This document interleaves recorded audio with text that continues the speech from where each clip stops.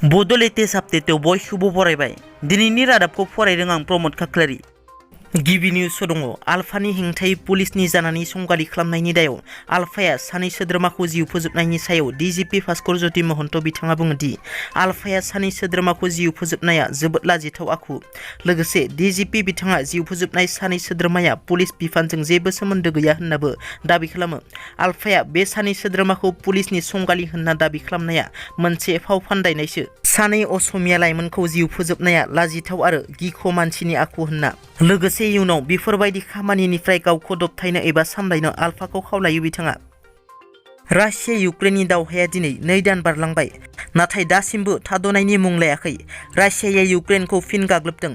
रासियाया इउक्रेननि बिल'हरिभका गामिनि गंसे फरायसालियाव बमाजों गाग्लोबनायाव सानै सुबुंनि जिउ खहा जानाया रोखा जायो आरो खमैबो सा 60 सुबुंफोरा बायफ्लेनाय दामोल सिङाव दं होनना मिथिनो मोननाय जादों। रासियानि गाग्लोबनाय बे फरायसालियाव सा 90 निबो बांसिन सुबुंफोर दंमोन। दासिम गासै सा 30 सुबुंफोरखौ रैखाथियै बोखांनो हायो। बोखांनो हानाय सा 30 नि गेजेराव सा 7 जखम जायो। इउक्रेन सरकारा फोरमायनाय बादिब्ला बे बमाजों गाग्लोबनायाव खमैबो सा 60 सुबुंफोरा थैदों होनना। क'क्राझाराव मुगैथाव जाथाय। 3 उन्दै हौवासाफोरा 2 उन्दै हिन्जावसाखौ खावना लांनानै जिनाहारि खालामनो नाजायो। बे जाथाया क'क्राझारनि टिलापारायाव सोमजियो। मिथिनो मोननाय बादिब्ला 2 उन्दै हिन्जावसाफोरा थांनाय शुक्रबाराव खाथिनि दखानाव थांनायाव गोमायो।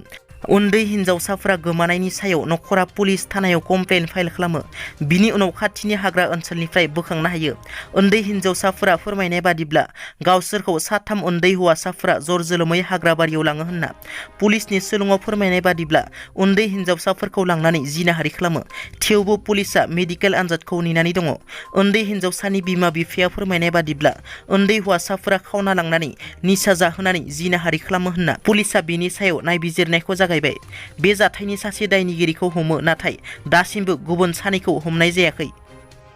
BTCआव राजखान्थिनि बारहुंखाया सोलायगोन नामा? मानोना दासान्दि BTC सरकारा सोलायनायनि गोबां खौरां गोसारगासिनो। बेबादि समावनो बिटिआरआव UPPL आरो BJPजों जथाय सरकार दानाय GSP दोलोनि आफादगिरि MP नब कुमार सरनिया बिथाङा बिबुंथिनि गेजेरजों हाग्रामाया फिन BTCनि गाहाय जाफिनगोननि इसारा होदों।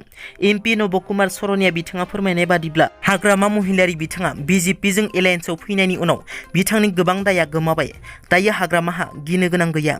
आंनि साननाय बादिब्ला हाग्रामा महिलारि बिथाङा दिसपुर आरो दिल्लीनि सिगनेलखौ नेनानै दं होनना आरो फैगौ 2-3 गेजेराव BTCनि सरकारा सोलाय सोल' जानो हागौ, फिन हाग्रामा महिलारिनि आखायाव थांनो हागौ होनना।